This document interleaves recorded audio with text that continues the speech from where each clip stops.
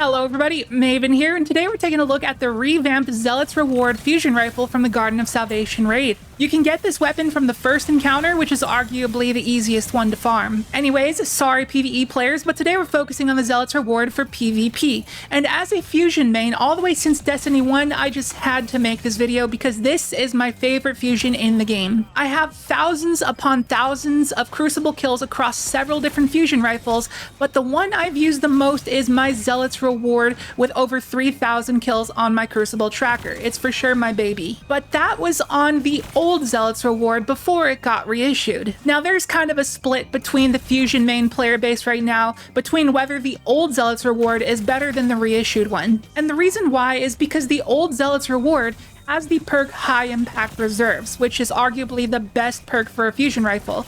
And the new Zealot's Reward doesn't have that, but it does have the brand new perk Closing Time, which is kind of making waves in PvP right now. Both of these are very insane perks for a PvP fusion, but which one is better? Well, today we're going to do some testing and find that out. So let's get to it. Hope you enjoy.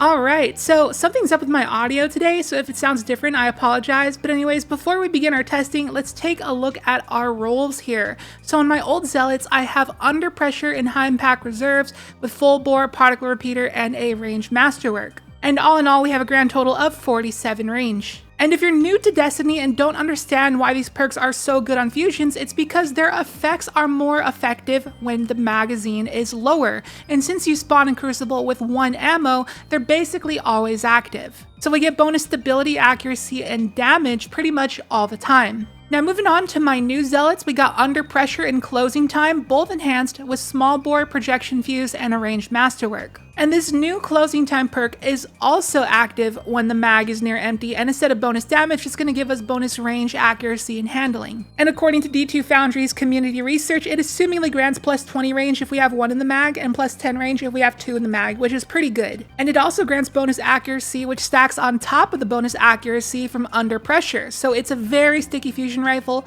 Not that I notice, but just throwing it out there. So the grand total of range on my new Zealots is 49, and remember the old one was 47. Now we're about to do some range testing, but I was too lazy to make my new Zealots also have 47 range, but it's only a 2 range difference, which is negligible, so the testing should be just fine, don't worry. So we're here in a private match, and we're measuring our range with Darcy, and starting out with my old Zealots at 18 meters, I was able to consistently pick up the kill if I landed all of my bolts. But when I extended that range to 19 meters, that's where I wasn't able to pick up the kill even if I landed on my bolts, which came just shy of a final blow. Then I went to about 18.5 meters and also couldn't quite pick up the kill. I tried a few times and it kept doing the same amount of damage as we did at 19 meters, but I'm guessing it would be possible if I tried a few more times. Now moving on to our reissued Zealot's Reward, starting out at 18 meters, and we pick up a super easy kill with our bolts doing about 32 to 33 damage. And flashing back to our old Zealots at 18 meters, our bolts were ranging from 29 to 31 damage, so I already knew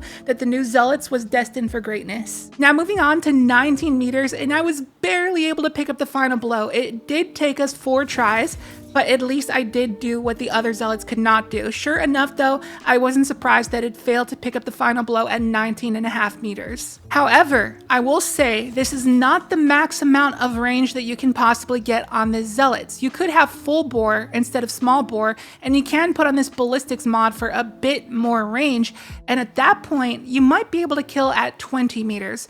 But I just decided to go with this for the extra stability and then this for the extra recoil direction, because if you don't have counterbalance, as you can see, the recoil tends left a lot, and some of those shots were jumping way to the left. But if you put on counterbalance, it's relatively vertical and it really helped the consistency and, you know, this for the stability. So I prefer this roll. It's probably about 1 less meter, but I think it's going to be more consistent. So there you have it. The old Zealots kills at 18 meters, the new one kills at 19. Do you think that the 2 extra range actually made a difference here? Personally, I don't think it did. So I think the new Zealots is the better Zealots, and between enhanced Closing Time and Under Pressure, it's more accurate too. So you can't go wrong. And for the rest of the video, I'm just going to show some gameplay while I try to fill dead air. So is this weapon worth crafting? Yes, absolutely. In my opinion, this is the best fusion of all time. And this is going to be a hot take, but I believe rapid fire fusions are by far the best fusions. Now, some of you may say, Maven, I have 20,000 kills in my Glacioclasm. Maven, I have 20,000 kills in my Arantil. I I have 50,000 kills on my main ingredient. I get it, but that's a whole different playstyle.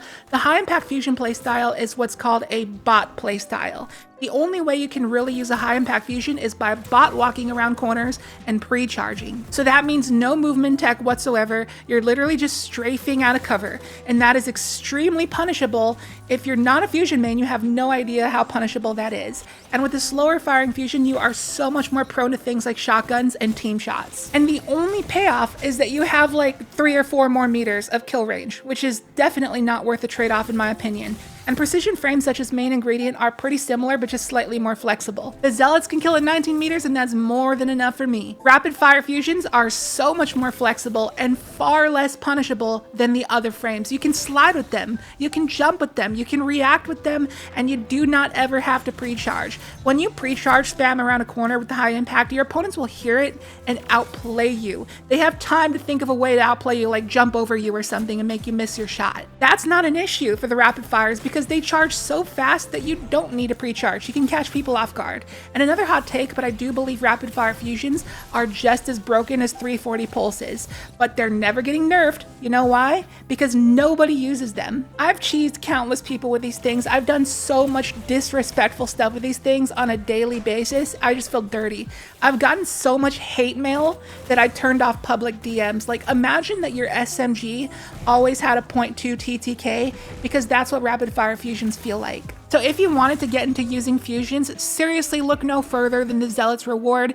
Under pressing closing time on a rapid fire frame is literally the best it can possibly get. There's no way it can get any better than that. And not to mention, it also has the proto inhibition origin trait that makes you do more damage to targets with overshields, which is surprisingly useful. I didn't actually test it yet, but just reading it, I know it's going to be useful because I've had times back in the old Void Titan meta days where my fusion didn't pick up the kill because of overshields. And I've had times in Trials of Osiris where the opponent reses somebody and they have that pesky revive overshield and that makes them survive the fusion. So this revamped Zealots will have no issues with that at all. Until the day we get a fusion in comp with stock options with this role, the Zealots would be the reigning king. Now, this isn't really a build video, but just for the heck of it, if you wanted the build I've been using in the background gameplay, it's just Solar Warlock with the transversive steps for movement. Whenever you use a rapid fire fusion, I just highly recommend using an exotic that gives you an extended slide range. So that means transversives for Warlocks, Stompies for Hunters, or Dune Marchers for Titans. Sliding is your best friend when it comes to rapid fire fusions.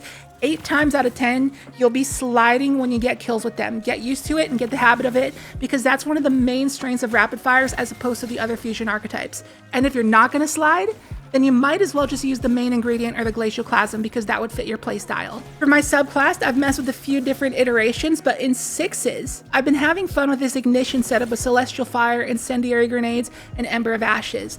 And when you wombo these abilities, it will ignite, which is good for wiping teams off of zones. Of course, I got Icarus Dash and Heat Rises because that's probably the best PvP kit in the game. Then we got Ember of Torches, Searing, and Mercy. For our mods, it's nothing special, just a typical PvP setup with targeting, in-flight compensator, dexterity, unflinching, and some orb mods on the boots in Absolution, Innervation, and Recuperation. For our stats, I got 7 Resil to better fight Bygones and 120s. Then I would recommend 10 Recovery, 3 Intellect, and put as much into Discipline and Strength as you can for ability spam, and that's about it for the build. Seriously, go craft this thing. I mean it when I say this is, like, in my opinion, one of the top 5 best weapons in Crucible, but just because it doesn't see a lot of play doesn't mean it's not one of the best. Like, fusions legitimately are broken. Like, when you think about it, the fact that they can just insta-kill you, like, within 20 meters is just not fair in the slightest.